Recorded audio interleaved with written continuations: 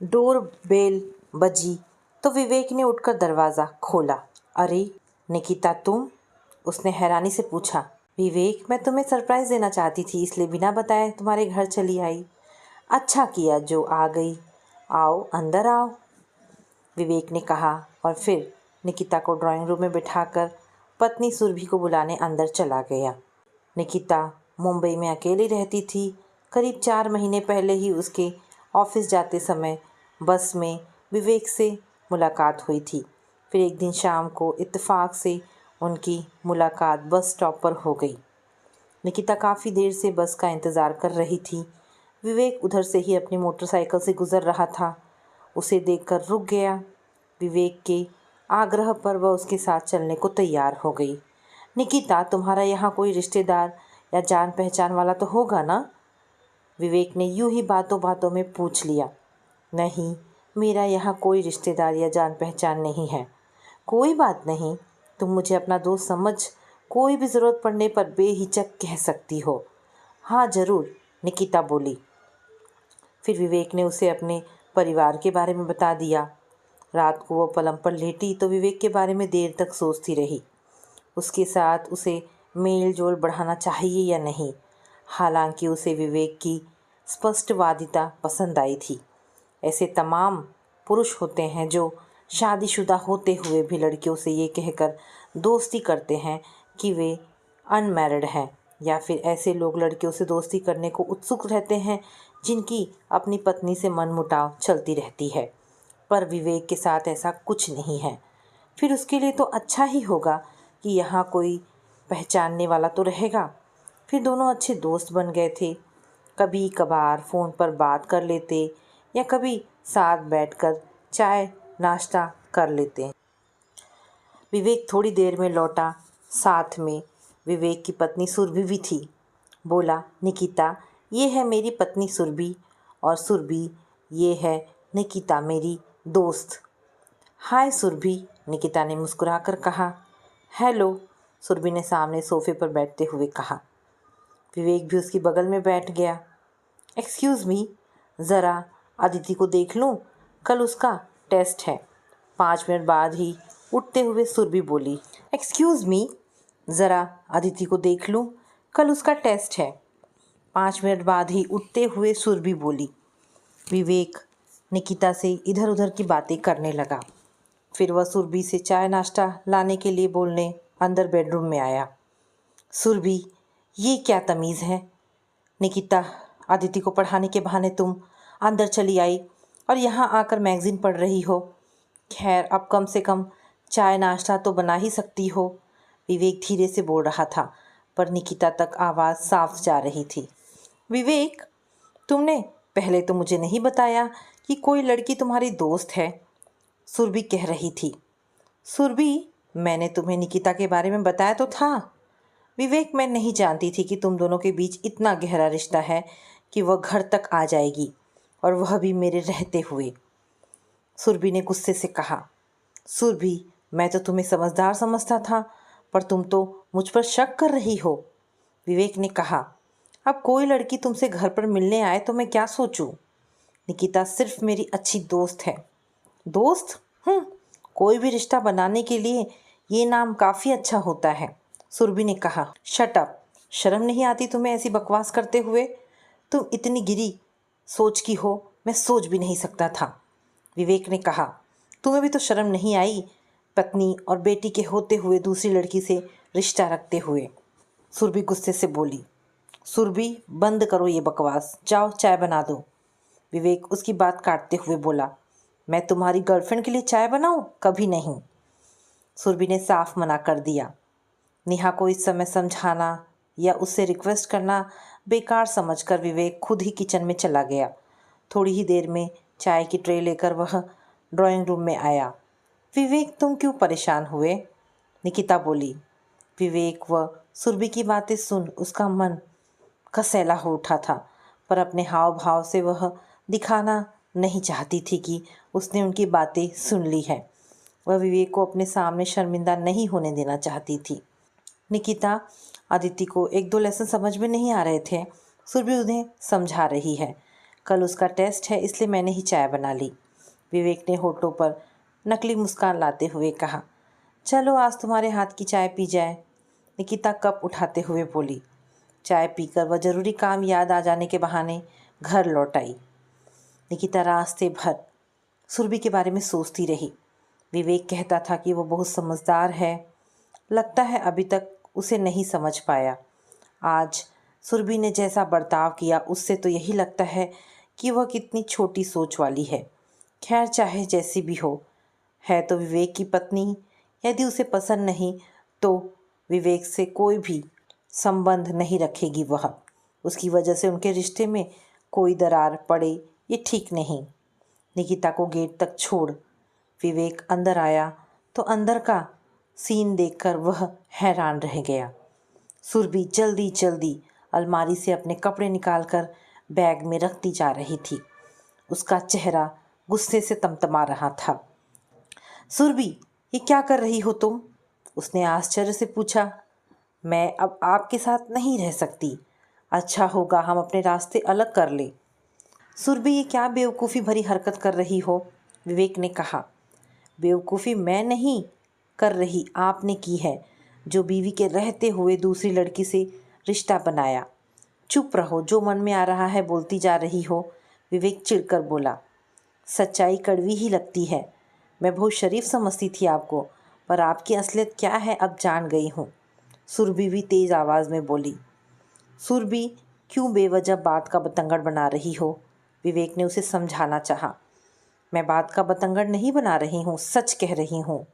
सुरभि, मेरी बात समझने की कोशिश करो। निकिता केवल मेरी दोस्त है। विवेक ने बात पूरी भी नहीं की थी कि सुरभि बीच में ही बोल उठी। मुझे सफाई देने की कोशिश मत करो प्लीज़। फिर सुरभि बैग की जिप बंद करते हुए बोली, चलो बेटा, और उसने आदिति की कलाई पकड़ ली। सुरभि, तुम्हें जाना है तो जाओ, आदिति को मत ले जाओ, वैसे भी उसके टेस्ट चल रहे हैं, विवेक ने कहा। अच्छा, मैं यहाँ अपनी बेटी को तुम दोनों की रंगरेलियाँ देखने के लिए छोड़ दूँ? सुरभि आंखें तरेर कर बोली। विवेक से सुरभि की ये बातें बर्दाश्त ना हुई तो उसने गुस्से में आकर एक थप्पड़ सुरभि के गाल पर जड़ दिया। कब से समझाने की कोशिश कर रहा हूँ, पर तुम हो कि मानने को तैयार ही नहीं हो, उसने कहा। देखा, एक सड़क छाप आवारा लड़की के लिए अपनी पत्नी को मारने में भी शर्म नहीं आई। सुरभि रोते हुए चीखी। सुरभि, तुमने बदतमीजी की हद पार कर दी है। हद मैंने नहीं, तुमने की है, सुरभि बोली और फिर बैग उठाकर आदिति को खींचते हुए बाहर निकल गई। विवेक जानता था कि इस समय सुरभि उसकी कोई बात नहीं मानेगी, इसलिए फिर कुछ ना बोला। सोचा 2-4 दिन में गुस्सा ठंडा हो जाएगा तो खुद ही लौट आएगी। लेकिन 1 सप्ताह गुजर गया मगर सुरभि ना तो लौट कर आई और ना ही उसने फ़ोन किया। इधर निकिता ने विवेक से फ़ोन पर बात करना भी बंद कर दिया था। बस स्टॉप पर बस का इंतज़ार करते समय भीड़ के पीछे कोने में जाकर खड़ी हो जाती थी ताकि विवेक उसे देख ना सके। जब से विवेक से उसकी फ्रेंडशिप हुई थी तब से निकिता उसे सारी बातें शेयर करती थी। कोई भी तकलीफ़ होती तो वह उसका हल भी सुझा देता, पर अब वह फिर से अकेली हो गई थी, इसीलिए फिर से डायरी को अपना दोस्त बना लिया था। धीरे धीरे सुरभि को गए हुए 20 दिन हो गए तो विवेक को फिक्र होने लगी। वो सोचता था कि सुरभि स्वयं गुस्सा होकर गई है, उसे स्वयं आना चाहिए, पर अब अपनी ही बातें उसे बेतुकी लगने लगी थी। सुरभि की जगह स्वयं को रखकर देखा तो सोचा शायद वह भी वही करता जो सुरभि ने किया। सुरभि उसे सचमुच बहुत प्यार करती है, तभी तो निकिता की दोस्ती बर्दाश्त नहीं हुई। खैर, जो हो गया वो हो गया। वह स्वयं सुरभि को फ़ोन करेगा और जाकर उसे ले आएगा। मन ही मन निश्चय कर विवेक उठा और अपने फ़ोन से सुरभि का नंबर डायल करने लगा। सुरभि के फ़ोन की रिंग जाती रही पर फ़ोन रिसीव ना हुआ। फिर विवेक ने सुरभि के घर का लैंडलाइन नंबर मिलाया। टेलीफोन की घंटी बजी तो फ़ोन सुरभि की मम्मी जया ने उठाया और बोली, हेलो। हेलो मम्मी जी, नमस्ते। सुरभि से बात करनी है। कहाँ है वो? विवेक ने बेहद आदरपूर्वक से कहा। सुरभि को तुमसे कोई बात नहीं करनी है और अच्छा होगा कि तुम दोबारा फ़ोन न करो, जया ने कहा। मम्मी जी, पर क्यों? मेरी बात तो सुनिए पहले प्लीज़। विवेक की बात पूरी नहीं हुई थी कि जया ने रिसीवर रख दिया। किसका फ़ोन था? जया, नेहा के पापा, सुरभि के पापा विजय जी ने पूछा। विवेक का था, सुरभि से बात करना चाहता था, जया ने बताया। तो फिर फ़ोन काट क्यों दिया तुमने? विजय ने पूछा। मैंने मना कर दिया, जया ने अभिमान से कहा। मना कर दिया, पर क्यों? सुरभि को आए 20 दिन हो गए हैं, अब उसे अपने घर जाना चाहिए, विजय ने कहा। सुरभि के रहते हुए विवेक ने दूसरी लड़की से रिश्ता बना रखा है, फिर सुरभि वहाँ क्यों जाए? जया ने भी रोष में भरकर कहा। देखो, विवेक को मैं अच्छी तरह जानता हूँ, मेरे बचपन के दोस्त का बेटा है, वो ऐसी हरकत कभी नहीं कर सकता। ज़रूर सुरभि को ही कोई गलतफहमी हुई है, विजय ने कहा। वो लड़की सुरभि के रहते हुए घर आती है, जया ने कहा। देखो, इस संबंध में हमें विवेक से बात करनी चाहिए। यदि वो सचमुच गलत होगा तो हम उसे समझाएंगे, विवेक ने कहा। विवेक कोई छोटा बच्चा नहीं है जो उसे समझाया जाए। उसके पास अपना दिमाग नहीं है क्या? जया, ऐसे तो मामला और बिगड़ जाएगा। तुम सोचो, दोनों के बीच की दूरी इस तरह तो और बढ़ जाएगी। कहीं विवेक तलाक के बारे में ना सोचने लगे, विजय ने आशंका व्यक्त की। बात बिगड़ती है तो बिगड़ने दो। सुरभि अनाथ नहीं है, हम सब उसके साथ हैं, वह कहीं नहीं जाएगी। उसे और अदिति को जिंदगी भर रख सकती हूँ मैं, जया ने कहा। उसे और अदिति को जिंदगी भर रख सकती हूँ मैं, जया ने कहा। बात को समझने की कोशिश करो, इस सब से क्या फ़ायदा? क्यों अपनी ज़िद के कारण सुरभि का घर उजाड़ने पर तुली हो? तुम्हें तो उसे समझा बुझाकर पति के घर भेजना चाहिए, विजय ने कहा। मैं उन माँओं में से नहीं हूँ जो बेटियों को बोझ समझती है। मैंने सुरभि को बहुत नाजों से पाला है, उसके ही घर में उसकी सौतन आए, ये मुझसे कभी बर्दाश्त नहीं होगा। तुम हर बात में ज़िद क्यों करती हो? सुरभि से भी तो पूछ लो वो क्या चाहती है, विजय ने कहा। सुरभि इतनी समझदार होती तो उसे ये दिन ना देखने पड़ते। वह तो आंख मूंद कर पति पर भरोसा किए बैठी रही। उसके सीधेपन का फ़ायदा उठाकर ही तो विवेक मटर गश्ती करने लगा। जैसी तुम्हारी मर्जी, पत्नी के सामने हमेशा की तरफ चुप हो जाने वाले विजय ने कहा। वे जानते थे कि जया से बातों में कोई नहीं जीत सकता। दूसरों की बातों को कुर्तकों से काट कर अपनी बात ही साबित करना उसकी आदत है। बात ना बढ़े, लड़ाई झगड़ा ना हो, घर में अशांति ना फैले, इसलिए वे हमेशा चुप हो जाते थे। लेकिन बेटी का बसा बसाया घर, जया की जिद और सुरभि की बेवकूफ़ी से उधर जाने की आशंका से डरकर बोल उठे थे। लेकिन इस बार भी जया के कुतर्कों ने उन्हें परास्त कर दिया। सुरभि कमरे में बैठी मम्मी पापा की बातें सुन रही थी। उसे लगा माँ सही कह रही है, ना विवेक को फ़ोन करेगी ना खुद जाएगी, तब उसे पता चलेगा। उसकी इस अकड़बाजी से उसका विवाहित जीवन टूट भी सकता है, इसकी उसे कोई चिंता ना थी। धीरे धीरे 6 महीने गुजर गए। विवेक ने भी अब फ़ोन करना छोड़ दिया था। मोहल्ले से लेकर जान पहचान वालों रिश्तेदारों में ये खबर फैल गई थी कि पता नहीं क्यों सुरभि मायके में पड़ी है, पति के पास नहीं जा रही है। लोग मिलने पर उससे सवाल भी पूछने लगे थे कि क्यों वह मायके में रह रही है। अतः धीरे धीरे सुरभि लोगों से कतराने लगी थी। उसने कहीं निकलना व जान पहचान वाले रिश्तेदारों से मिलना छोड़ दिया था। अब सुरभि को विवेक की याद सताने लगी थी। उसे लगता कि उसे विवेक को इस तरह छोड़कर नहीं आना चाहिए था। कम से कम उसे एक बार अपनी गलती सुधारने का मौका तो देना चाहिए था। सुरभि निकिता व विवेक के संबंधों के बारे में सोचती। अब तो वह घर पर नहीं है, उन दोनों को तो और भी छूट मिल गई होगी। दोनों को ही रोकने टोकने वाला कोई नहीं। कहीं ऐसा ना हो कि सचमुच विवेक उससे तलाक लेकर निकिता से शादी कर ले। आखिर इतने दिनों से ना उसने फ़ोन किया ना लेने आया। ज़रूर निकिता से उसकी दोस्ती और बढ़ गई होगी, तभी तो अब फ़ोन तक नहीं करता। ये सब सोचकर मन ही मन कुढ़ती रहती सुरभि, पर खुद अपनी तरफ से ईगो के कारण विवेक को फ़ोन नहीं करती। गलती विवेक ने की और झुके वह, इसमें उसे अपना अपमान लगता। उसका अभिमान, जिसे वह अपना स्वाभिमान समझ रही थी, वही उसका सबसे बड़ा दुश्मन बन बैठा था। विजय ने बेटी को एकाध बार समझाने की कोशिश की थी, पर वह ध्यान ही नहीं देती थी। देखो सुरभि, विवेक को तुम्हारी कोई फिक्र नहीं, उसे तो बस निकिता से ही मतलब है। सचमुच उन दोनों में संबंध ना होता तो वह तुम्हें इस तरह इग्नोर ना करता। इतने दिनों से तुम्हारी खोज खबर लेने की भी ज़रूरत ना समझी उसने। जया उसे और भड़काती। माँ मैं क्या करूँ, मेरी तो कुछ समझ में नहीं आ रहा, सुरभि बोली। बेटी, उसने तुम्हें बहुत दुख पहुँचाया है। विवेक को इसकी सज़ा ज़रूर मिलनी चाहिए। विवेक को इसका मज़ा ज़रूर चखाना चाहिए। मैं किसी अच्छे लॉयर से बात करती हूँ।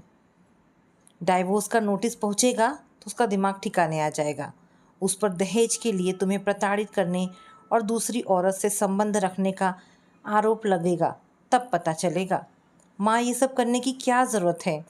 कोई आसान सी तरकीब निकालो ना, जिसमें ज़्यादा परेशानी ना हो। कोर्ट कचहरी का चक्कर बहुत ख़राब होता है, सुरभि ने घबरा कर कहा। सुरभि, तुम बहुत भोली हो। जब तक वह खूब परेशान नहीं होगा तब तक सुधरेगा नहीं। देखना तुम कैसे मजबूर हो जाएगा तुम्हारे सामने गिड़गिड़ा कर माफ़ी मांगने के लिए। फिर कभी ज़िंदगी भर किसी दूसरी औरत की तरफ आंख उठाकर देखने की हिम्मत नहीं करेगा। हाँ, आप ठीक कहती हैं मम्मी, सुरभि ने इस सब का परिणाम सोचे बिना कहा।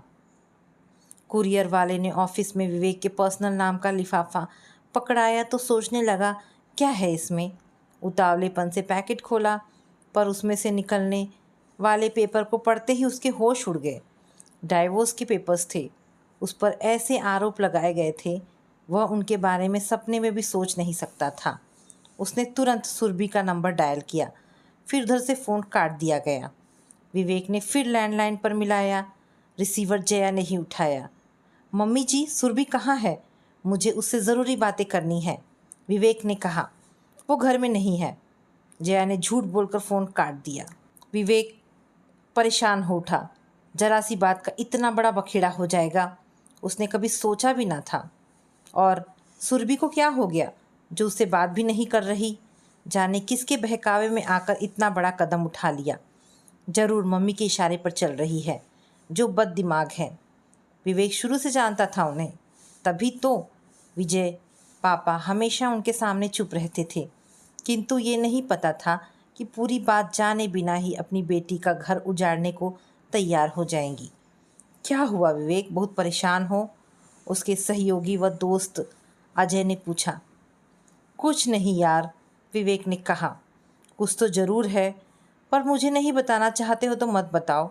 बता देते तो हो सकता है मैं तुम्हारी कुछ हेल्प कर पाता, अजय ने कहा तो विवेक ने चुपचाप डाइवोर्स के पेपर्स उसे थमा दिए। अरे यार, ये तो सरासर अन्याय है तुम्हारे लिए। बिना कुछ किए इतना बड़ा आरोप लगाया गया है तुम पर। लेकिन एक बात बताओ, ये निकिता का चक्कर क्या है? वह तो केवल तुम्हारी दोस्त है ना? अजय बोला। है कहाँ थी, उसी से तो उस दिन से मुलाकात या फ़ोन पर बात ही नहीं हुई जिस दिन से सुरभि मायके गई है, विवेक ने बताया। खैर तुम परेशान मत हो, कोई ना कोई रास्ता निकल ही जाएगा, अजय ने उसे आश्वासन दिया। शाम को विवेक ऑफिस से जल्दी निकल आया। सोचा किसी अच्छे लॉयर से मिलकर इस परेशानी का हल निकाला जाए। वह मानसिक रूप से बहुत ही परेशान था। उसे तो उस अपराध की सज़ा मिल रही थी जो उसने किया ही नहीं था। विचारों का ज्वार भाटा उठ रहा था। मन में इतनी उथल पुथल मच रही थी कि सामने से आती कार भी ना दिखाई दी और उसकी बाइक उससे टकरा गई। लंच टाइम में निकिता अपने दोस्तों के साथ बैठी लंच कर रही थी, तभी उसकी फ़ोन की घंटी बजी। स्क्रीन पर नंबर देखा तो विवेक का फ़ोन था। इतने दिनों बाद विवेक उसे क्यों फ़ोन कर रहा है? अब उनके बीच कोई दोस्ती नहीं थी, फिर उसे फ़ोन करने का मतलब? निकिता ने फ़ोन रिसीव ना किया, पर जब लगातार घंटी बजती रही तो अटेंड कर ही लिया। हेलो, वो धीरे से बोली। निकिता, मैं यहाँ मेट्रो हॉस्पिटल में हूँ, ऑफिस से लौटते समय मेरा एक्सीडेंट हो गया। यदि तुम आ सको तो आ जाओ, विवेक ने कहा। ठीक है, मैं आती हूँ, निकिता बोली। वह फ़ोन बंद कर दिया। एक्सीडेंट की खबर सुनकर वह हैरान रह गई। भले ही विवेक से उससे संबंध खत्म कर लिया था, लेकिन इस एक्सीडेंट की खबर ने उसे असहज कर दिया। बॉस को बता वह तुरंत ऑफिस से निकल हॉस्पिटल पहुंच गई। विवेक बेड पर लेटा था। उसके पैर में फ्रैक्चर हो गया था। हाथों व सिर में भी चोटें आई थी। सुरभि कहाँ है विवेक? निकिता ने विवेक के आसपास किसी को न देखकर पूछा तो विवेक ने उसे सब कुछ सच सच बता दिया। निकिता सारी बातें जान आश्चर्यचकित रह गई।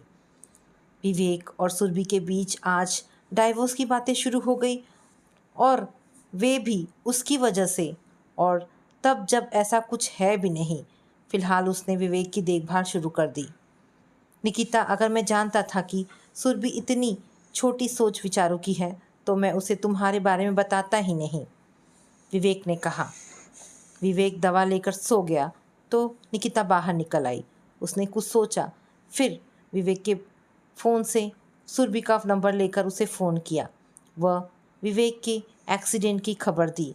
कुछ भी हो, सुरभि पत्नी थी विवेक की, अतः घटना की सूचना ने उसे भी दुखी कर दिया। मम्मी किसी रिश्तेदार के घर गई थी, अतः वह अदिति को लेकर तुरंत मुंबई रवाना हो गई। सुबह 10 बजे वो हॉस्पिटल पहुंच गई। निकिता को देखकर उसके तन मदन में आग लग गई, पर फिर विवेक की स्थिति देखकर परेशान हो उठी। सुरभि के आ जाने पर निकिता चली गई। 2 दिन हॉस्पिटल में रहने व सो ना पाने के कारण वह बुरी तरह थक गई, अतः बिस्तर पर पड़ते ही नींद के आगोश में समा गई। उस दिन रविवार था। निकिता घर में ही थी कि मोबाइल की घंटी बजी। निकिता, मैं सुरभि, क्या आज घर आ सकती हो? उधर से आवाज़ आई तो निकिता हैरान रह गई कि सुरभि ने उसे क्यों बुलाया। शायद विवेक और उसे लेकर कोई बातचीत करना चाहती हो। कहीं बेवजह लड़ाई झगड़ा तो नहीं करने वाली। कई विचार उसके मस्तिष्क में आने जाने लगे। फिर भी संयत स्वर में पूछा, सुरभि जी, क्या मुझसे कोई काम है आपको? हाँ, मैं शाम को तुम्हारा इंतज़ार करूँगी, सुरभि ने कहा। वो फ़ोन काट दिया। शाम को निकिता विवेक के घर पहुंची। निकिता, विवेक अंदर है, तुम वही चलो, मैं आती हूँ, सुरभि ने कहा। कैसे हैं आप विवेक? निकिता ने अंदर आकर विवेक से पूछा। अब ठीक हो, विवेक ने मुस्कुराकर कहा। निकिता, तुम सोच रही होगी कि मैंने तुम्हें यहाँ क्यों बुलाया है, सुरभि नाश्ते की ट्रे लेकर अंदर आते हुए बोली। निकिता ने पहले विवेक फिर सुरभि की तरफ सवालिया नज़रों से देखा। उसकी कुछ समझ में नहीं आ रहा था। निकिता, मैंने तुम्हें व विवेक को गलत समझा था। तुम्हें उन लड़कियों की तरह समझा था जो अपने स्वार्थ व मौज मस्ती के लिए शादीशुदा लोगों को अपने जाल में फंसाती हैं, फिर चाहे उनकी ज़िंदगी व उनकी पत्नी की ज़िंदगी बर्बाद ही क्यों ना हो। पर बुरे समय में तुमने इतनी मदद की, हॉस्पिटल में विवेक की देखभाल की। मैं उसे जान गई हूँ कि तुम वैसी नहीं हो। तुम तो विवेक की अच्छी दोस्त हो, क्योंकि वे स्वार्थी लड़कियाँ तुम्हारी तरह बिना स्वार्थ किसी की मदद कर ही नहीं सकती। मैंने तुम्हारी डायरी भी पढ़ ली है जो तुम हॉस्पिटल में भूल आई थी। उसमें लिखी बातें पढ़कर मैं जान गई हूँ कि तुम्हारे और विवेक के बीच सिर्फ दोस्ती का रिश्ता था और कुछ नहीं, और वह भी तुमने इस वजह से ख़त्म कर लिया ताकि मुझे बुरा ना लगे। और मैं बेवकूफ़ गलतफहमी में डाइवोर्स तक लेकर अपना बसा बसाया घर उजाड़ने की तैयारी कर बैठी थी। कहते कहते सुरभि सिसक पड़ी। सुरभि जी, आपकी जगह कोई भी होता तो शायद वही करता, निकिता बोली। निकिता, यदि तुम्हारी डायरी ना पड़ी होती तो जाने क्या होता, सुरभि ने सुबकते हुए कहा। समय रहते सब ठीक हो गया सुरभि जी, अब तो आपको खुश होना चाहिए। ठीक कहती हो निकिता तुम। आज इतने दिनों बाद मन का बोझ खत्म हुआ है, सुरभि ने निकिता का हाथ पकड़ते हुए कहा। विवेक की आंखों में खुशी के भाव साफ नजर आ रहे थे। पत्नी के मन से गलतफहमी जो दूर हो गई थी। महीनों से सूने पड़े घर में नन्ही अदिति की चहचहाहट फिर से गूंजने लगी थी। उसका टूटने के कगार पर पहुंच चुका वैवाहिक जीवन बच गया था। साथ ही फिर मिल गई थी उसे अपनी सच्ची दोस्त निकिता। तो दोस्तों, ये कहानी यहाँ पर समाप्त होती है। आशा करती हूँ कहानी पसंद आई होगी। अगर कहानी पसंद आई है तो प्लीज़ इसे लाइक एंड शेयर करें। दोस्तों, ऐसी ढेरों पारिवारिक और शिक्षाप्रद कहानी सुनने के लिए मेरे चैनल को प्लीज़ सब्सक्राइब करें। धन्यवाद दोस्तों।